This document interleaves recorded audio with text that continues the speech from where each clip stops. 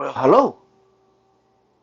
Welcome back to Soul Search Sunday with Johnny Tiger on April 18th, 2021.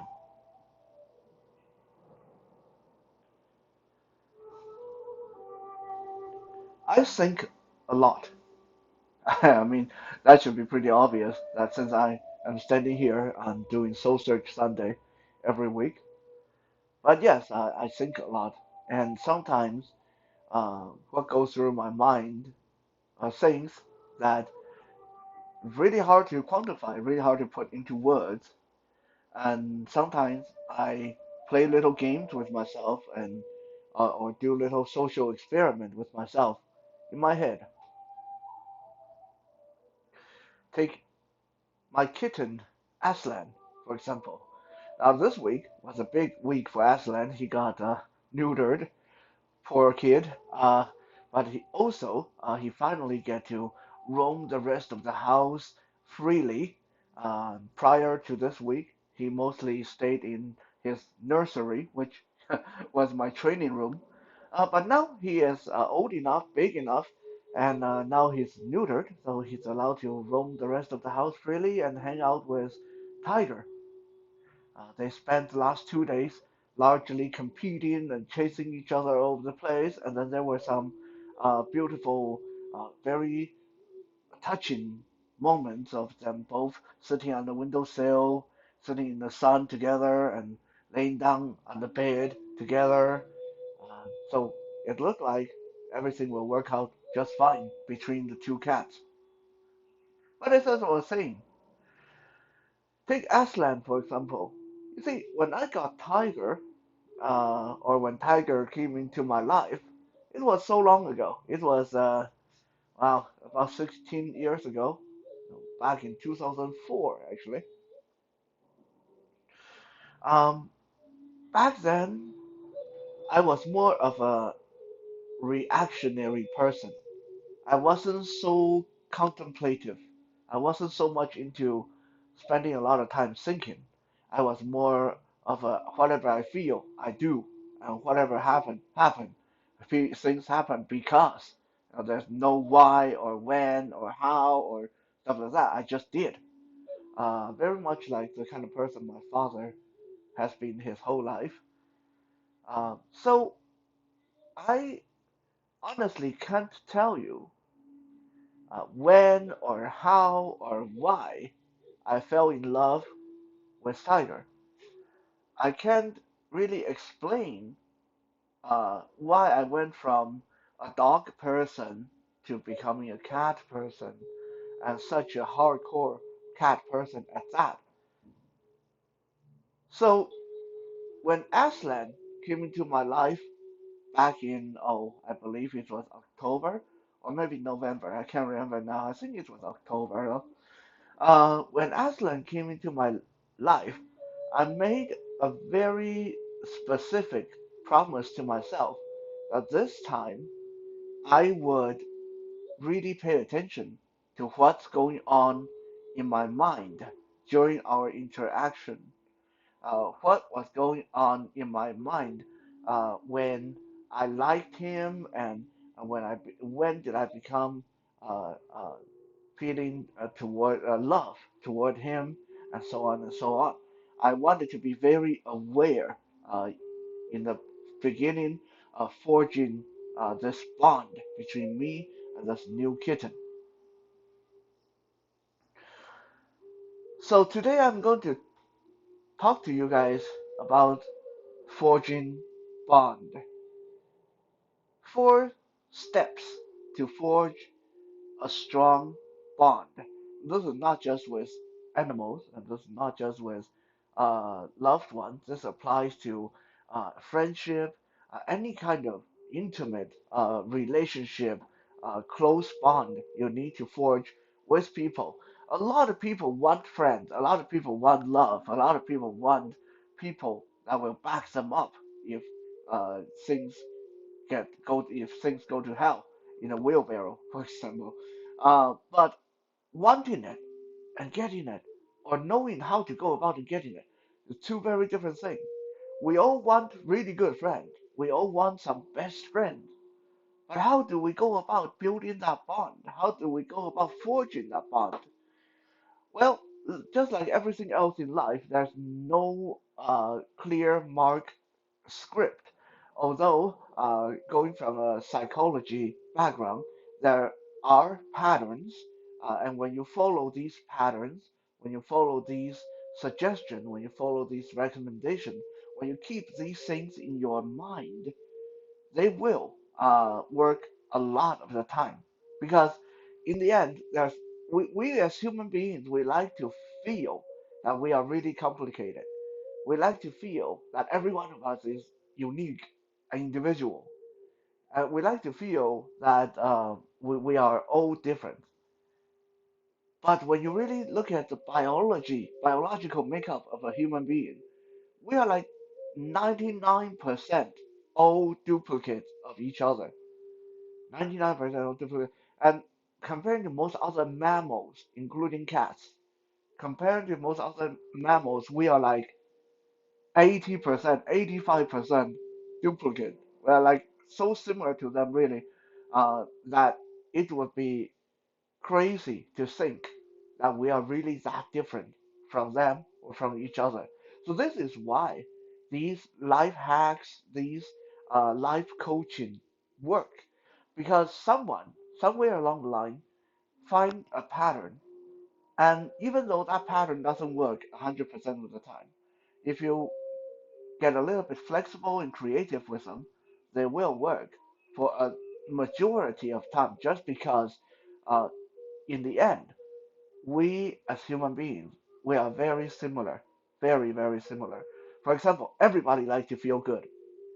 There's, you, I have never met a single person, maybe that person is out there, but I have never met a single person that doesn't like to feel good, right? Uh, we feel bad when we are hungry. Uh, that's almost universal. Uh, it's a there might be some people that because of some kind of religious practice or some kind of a health reason starve themselves, but they don't generally feel good doing it. They might feel good afterward, or they may convince themselves to feel good after they do it a few times. But for the most part, people do not enjoy hunger. Okay? Even when it comes down to the very basic, and we're going to get to a little bit of PG here, the very basic of carrying on our race, very basic mechanic of passing on our seed. It requires a very similar, very specific set of bodily functions, emotions. A certain movement have to happen. A certain speed have to be achieved. A certain sensors have to get triggered. Right? How you get there might be different between people, but for the most part, okay, no matter what position you want to do it in, you still need to meet a certain requirement in how fast, uh, how how how uh, how you go about moving your hip, uh, and stuff like that. So as much as we like to think that we are all different, for the most part, we are not. So the four steps in forging a strong bond. And some people is going to say, well, what does this have to do with Aslan? Because obviously, you forging a bond with him is not going to be the same as four steps that apply to human beings. Well, we'll try to see as we go along if things are really that different. The four steps to forge a strong bond can be summarized to of four letters, simplified, summarized into four letters. La la, L-A, la la. Okay? Very simple, easy to remember. Four letters, la la. Those are the four steps to a strong bond. Let's start from the beginning. The first L stands for likes. Likes. And that is very obvious. We don't even need to go into too much detail on this one because this one is very, very simple to understand. To want to build a bond, to want to try to build a bond, you need to like the person to begin with. That person has to like you to begin with. If you can't even like each other, then there's no point. Okay, there's not just like you might as well move on because there's no point building that bond if you don't even have that very basic, which is the basic attraction, basic like to each other. Okay? Now, like may be a very simple step, but it is not always easy to achieve. Now, a lot of people are going to say, well, okay, I understand. For people to want to build a strong bond with me, I have to be likable. But how do I become likable? Because everyone's, again, we run into the case, everyone is different. Everyone likes different things. Well, yes and no. It will turn out that there are some universal things that you can do to make you likable to a majority of people. For example, the tone in your voice can make you can be a deal breaker just on its own. When you meet people, you say, "Hey John, how are you doing?" Or you go, "Hey John, how are you doing?" Alright, you say the same thing, but it's going to be very different. The kind of reaction you're going to get from people. Good morning, how are we doing today? Or just walk into the room, morning. Yeah, very different kind of reaction you're going to get. So to get people to like you, the first thing you got to do is be able to output a friendly demeanor. People, animals like uh, other people's animals that appear friendly. Okay, no one's going to like someone because they're badass or threatening or grumpy, right? Appearance is another thing. I'm not talking about like, you have to be the most good looking person in the world, but you have to appear clean. You have to appear pleasing to the eyes. And pleasing to the eyes, pleasing to the ear, just like the tone, when you have to be pleasing to the ear. Being pleasing to the eye doesn't mean that you go out of your way to get a facelift or stuff like that. No, you can be quite bad looking, you can be quite ugly like me, and you can be still pretty pleasing to the eye just by wearing clean clothes and move in a unhurried and relaxing and calm way.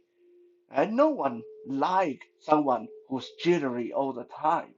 No one likes someone who walk around like the entire world is their enemy. And if you just look at them the wrong way, they're going to bust you upside the face.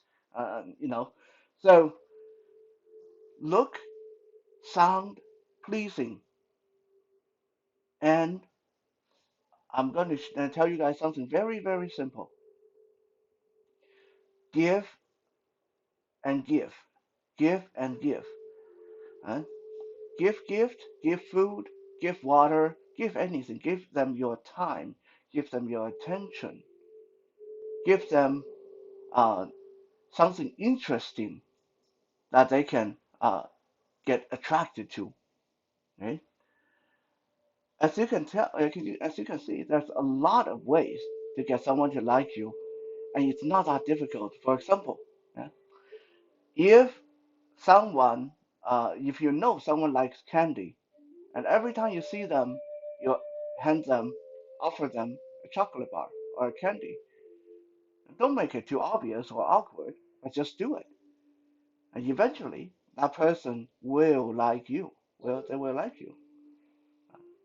If you always remember to offer someone water, tea, when you are with them, that's really big in my culture, eventually they will like you. The act of giving and receiving is one of the strongest action you can perform to start forging a bond with somebody. Now, how did this apply to me and Aslan? Of course, that's very, very simple. Me and Aslan, uh, Aslan was a kitten. He was like 2 months old. Super, super cute. And biologically, they're made cute for a reason. Biologically, baby animals are cute, so others would like them. It's a self-defense mechanism. Okay? So I liked him on first sight. And did he like me? Well, probably not on first sight, but you know what? I gave him food. I gave him water. I played with him. I gave him my time. So very shortly afterward, he realized that being around me meant feeling good. Being around me meant having fun. And he, Aslan, liked feeling good, liked having fun, like most of us. So it didn't take him that long to figure out that he liked me. So, like is the first step to forging a strong bond. Make someone like you. To some people, this is very easy. I envy, I envy people who look good because a lot of good-looking people they barely have to work at it to make people like them. I envy people who have a lot of money because people who are super rich they barely have to work at it to make people like them. I mean, they still have to work on it because if you are rich but you are a jerk to everybody, then people still won't like you. But it's not that hard to make people like you, honestly, if you're rich. If today I'm rich, if I was rich, if I have the kind of money that my family had when I was a child, it would be so much easier for me to make everyone like me just by giving out gifts and treating people to dinner, uh, offering to help people out when they are when they run into difficulties, uh, etc., etc., etc. Right? So, yeah, likability is easy to get when you're good looking and when you're rich, but it is not that hard to get either. Uh, Even if you don't have money, even if you are not very good looking. Again, like me. Now, la la. The second letter is A, and the A stands for agreement. Some people think it stands for association, but it actually stands for agreement. Now, what's going on with agreement?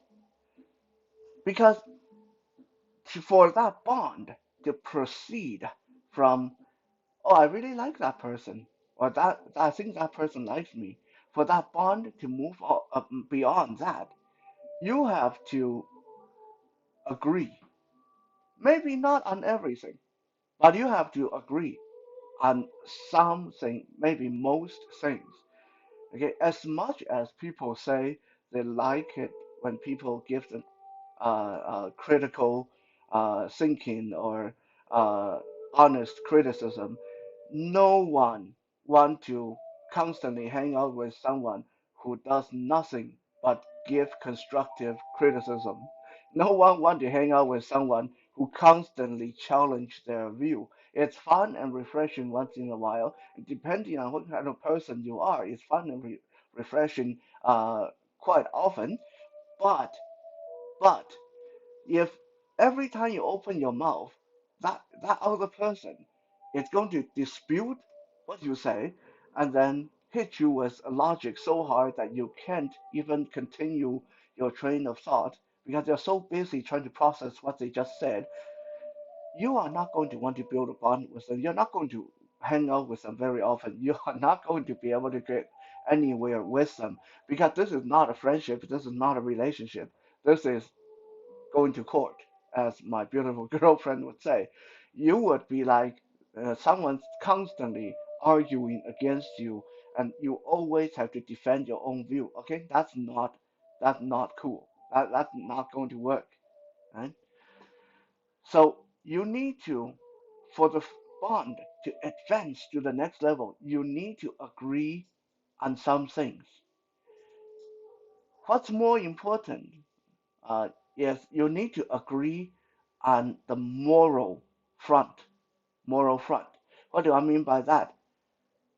If you are a very law-abiding person, you're most likely not going to be able to get any kind of bond forged if the person, no matter how likable they are, is constantly breaking the law, constantly uh, finding loopholes in the system and try to abuse the system. If you are super religious, you're most likely not going to get a very strong bond with someone who wants to challenge your religion all the time. So likes call to likes. Similar interest will call to similar interest, but it's more than similar interest. It's more than common ground. You have to agree, and this is why most of the time married people will have mostly married friends, and this is why most of the time lawyers will have lawyer friends, doctors will have doctor friends, and uh, people who are Christian will have a lot more Christian friends because they can agree on the basic things that they don't need to argue about. The third part on agreement. So there's agreeing on most things, most interests, most topics, agreeing on a moral ground, and there's the third one. Agree to be civilized, agree to be diplomatic, right? Agree to lose. Right? You have to agree to lose. What do I mean by that? A lot of people will say, well, okay, Johnny, you are such an opinionated person with a lot of thoughts in your head. And when we listen to you talk on your podcast and your video, you are full of opinions. You always seem to uh, know what you're talking about, and you don't sound like a very compromising person. So if like is such a big part of forging a strong bond in a relationship, how does it work for you? How do you make that work? Well, I make it work because I agree to lose. I agree to back down. I agree to compromise. Okay. So, for example, if someone come up to me, if someone I like, okay, if someone I like, again, if we don't like the person, then it's pointless to even talk about it. But someone I like, I want to forge a bond with, come up to me and say, "Hey, Johnny, do you know that the sun actually goes down on the south rather than the west? The sunset is to the south rather than the west." In my head, I disagree because that's contrary to everything I learned through my whole lifetime.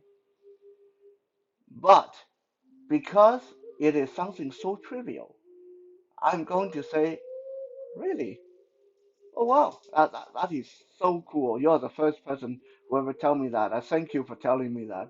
And that's so cool. I love learning new things every day. That's awesome. Mm.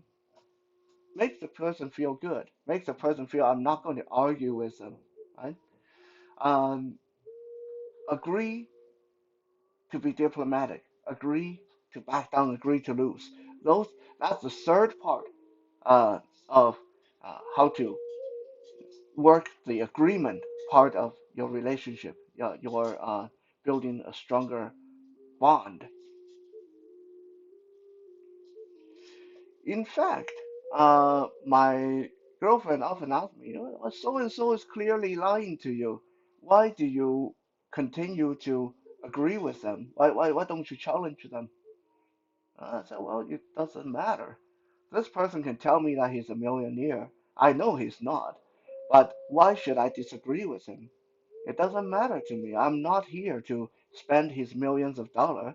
So as long as it makes him feel good to think he's a millionaire, as long as it makes him feel good to think that he's a super expert ninja master in 20 kind of martial arts, it doesn't matter to me. What matters to me is that we don't have any conflict. That's what matters. So for that to happen, I will agree to keep my mouth shut. I will agree to be diplomatic. I will agree to say, you're right, you're so right. You're awesome. You're the best person in the world. You are so great.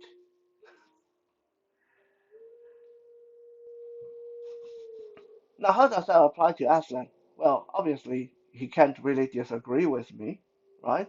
But what the kind of agreement we're talking about when it comes to animal is an agreement made on a silent partnership. The agreement is I take care of you to the best of my ability, and you take care of me to the best of your ability. I feed you and I water you and I play with you, and in return, you agree to stay healthy. You agree to not make a mess all the time. You agree to do things in your litter box, and you agree to make me happy. And as long as these silent agreements do not get broken or damaged too badly, it forges a bond between human and animal just the same as between human, right? So, for example, now, if the agreement is I feed you and I water you and I play with you, and you have to uh, do to the best of your ability, make me happy, do what you're supposed to do. Right, that is the agreement. But if Aslan started peeing on the floor every day, pooping on the floor every day, well, then we do not agree. There's no agreement. He's violating the agreement. The time is now 9 p.m. Then the bond probably wouldn't have gone anywhere because in addition to me having to take care of him, now he is adding extra stress onto me by violating that silent agreement. So agreement is very important in building a bond between human and animal, just the same as human and human being. La la. The third letter is another L, and this is a big one. Brace yourself. This is love. Love. And again, this is very obvious. And to some people, they think this is the ultimate. This is the ultimate bond. It's the love. But it is really, really strong. It is extremely powerful when this happens. When you have love, when love is achieved, then you no longer need to agree all the time. You can actually have disagreement without damaging the relationship. Obviously, you can't uh, start disagreeing all the time because love will only stretch so far. Right? Uh, when you have love, you no longer need to like each other all the time. In fact, those of you that being in long-term love, long-term relationship, family love, loving with, having loving friend, a long, lifelong friend, you probably can relate that sometimes there are just times when you really don't like the person anymore. You don't want to see them, you don't want to talk to them, you wish they disappear from your life for a week, 2 weeks, a month, but you still love them. The bond is still there. Once everyone cools down, then you go back. The bond is just as strong as before, sometimes stronger. Right? And as long as you don't do anything, say anything too damaging, too hurtful, uh, then it's okay. You can disagree, you can dislike. So love is a very powerful bond, a very powerful stage of the bond that can transcend the first two conditions. When you have love, you can violate, you can forget about it. You can break the first two rules occasionally without paying too dearly for it. So what triggers love? How do we get to this stage? Well, love happens when you have shared experiences, preferably good experiences, preferably uh, very big events, right? Preferably something memorable. Love happens when you have shared experiences because now this bond between you becomes private, becomes personal. you have shared something that you have not shared with a lot of other people. So now you have your inside jokes, your little memories that you can talk about. Love happens when you have shared memories. Love happens when you share enough quality time, a good time together. Right? Enough good time. It doesn't have to be good time every day, but you need to have enough good time together for love to happen. Right? Now, for people in an intimate relationship, love will happen very quickly when you start having that physical intimacy, because that is how we are built. There are chemicals that get released when that happens that will help facilitate love. That is that is biology telling you now you done the naughty deeds and now you got to love each other so you can stay together to raise children. And that is simply biological. It's built in there. Love also requires a few very basic ingredients, such as trust. Trust. It's extremely difficult, nearly impossible, to love someone that you can't trust. You need to be able to trust someone. That person, the person you love, need to trust you. And because without that basic ingredient, then one of you or both of you is on guard all the time, and you won't be able to really love each other. You might be able to like each other a lot. You might be able to agree with each other, but when the trust is not there, love is not going to happen.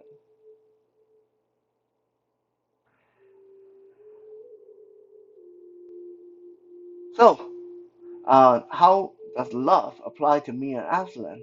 Well, there's definitely a degree of trust built in. We've shared a lot of time together. He trusts me to feed him.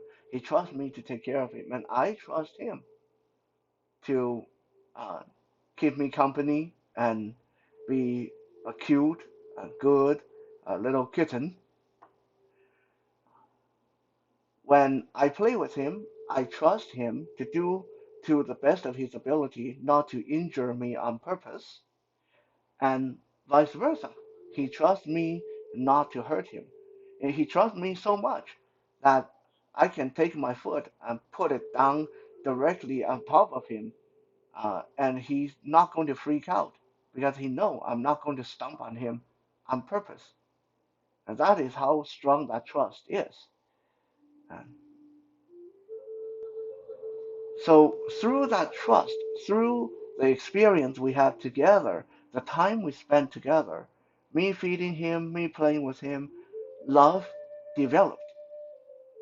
That's how that bond got to the next stage, the very strong stage of love.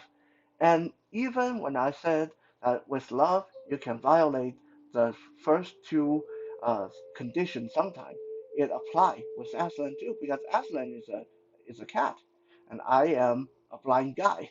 So sometimes I'm going to trip over and step on him by accident, but he does not hold that against me. He's not going to freak out every time I come over because he understands with the love in that the love that we share in our bond. He still trusts me despite me stepping on him occasionally, and I still trust him despite him injuring me occasionally with his teeth or his claws.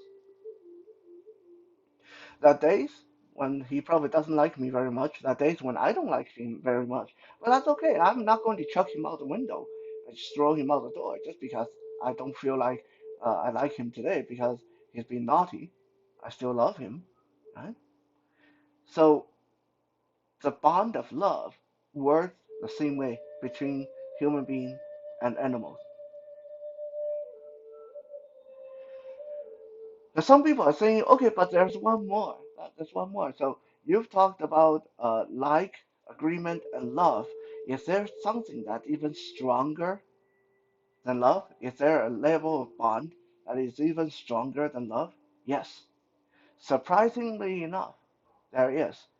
And this is the last letter, la, la, L-A-L-A. The last letter, we have another A, and this is A for addiction.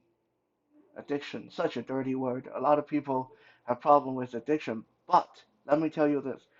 If you want the bond to be super strong between you and someone else, the quickest way, the best way, the strongest bond is for that person to become addicted to you.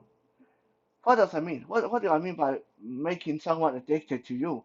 Well, this can either be that person become dependent on you physically or materially or financially, or this person can be addicted to something that you provide them with that they don't get from elsewhere. I have a lot of friends that been super good friends with me for 10, 20 years, 20 odd years. Uh, Now, it's crude to put it this way, but when you think about it, I'm a blind guy who doesn't have a lot of money. So if you want me to drive you to places, I can't. If you want me to buy you a lot of things, I can't. If you want me to go take you to nice restaurants, I can't. Right? If you suddenly run out of money and you need to borrow money, well, I'm sorry, I can't help you. I don't have a lot of money either. Uh, Not that I want to talk bad about myself, but you know, if you need me to get something for you from the other room, you still need to tell me where it is. You know, I am not going to be the best candidate even to fetch you your screwdriver from your toolbox. I hate admitting that, but that is the truth. So how can I have so many friends that are willing to be really good friends with me for years and years? What do I have that makes them addicted to me? Because I am that friend that if you come to me and you say, Johnny, I'm really sad today. I just broke up with my girlfriend, or my wife just left me. My husband just dumped me. My husband cheated on me. I'm that friend. I will say, okay, hold on. Let me make a few phone calls. I will make phone calls. I'll cancel my work today. I will cancel all my appointments today.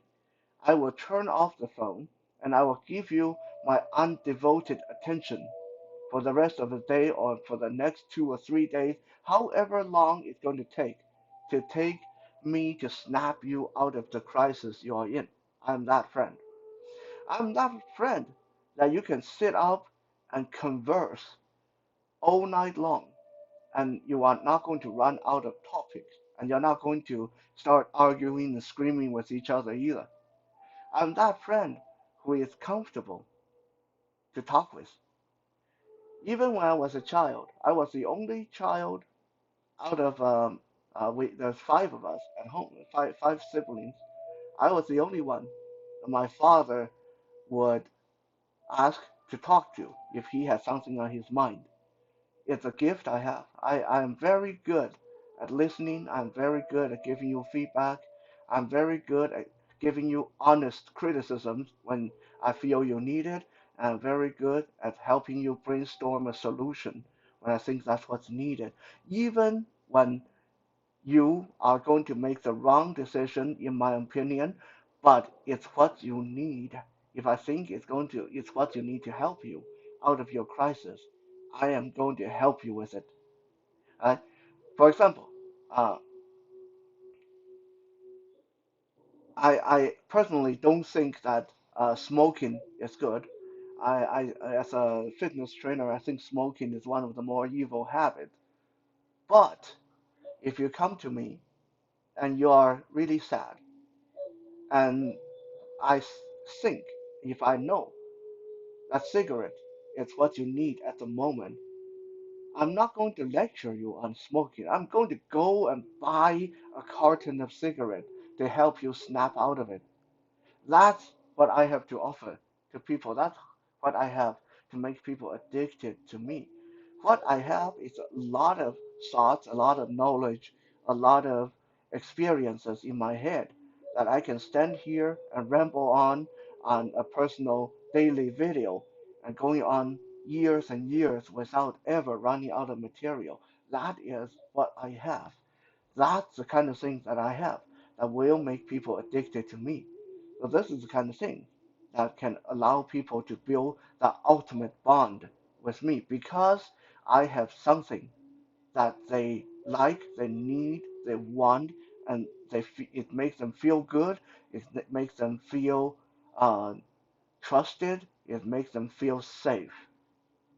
So to forge the ultimate bond, you need to go beyond love. Just having love is not enough sometimes. Sometimes you need to make yourself indispensable to that other person. You need to make that person addicted to you.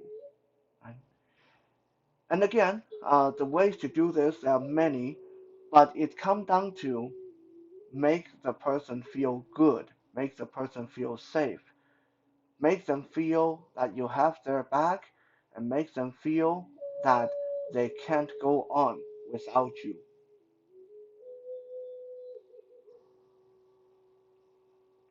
Now, the addiction between me and Aslan happened in a very subtle way because it's not so much that I make him addicted to me, but he made me addicted to him because he needs me. The fact that there's a little helpless animal that needs me to do the best I can, make me get out of bed earlier than I want to, make me stay up later than I want to, make me constantly check up on him just to be sure that he is okay. I'm addicted to the feeling of being useful. I'm addicted to the feeling of being needed.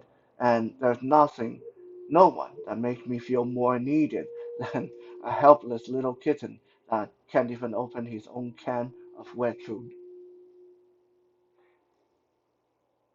So, the four stages to achieve the strongest bond possible between human between human and animal, la, like, agreement, love, and addiction. I hope that after watching today's episode, listening to me rambling on, this will help you in the future to forge the kind of bond that you've always wanted with people in your life. Thank you for checking out today's Soul Search Sunday. We'll be back again tomorrow for Music Monday. For now, have a good night.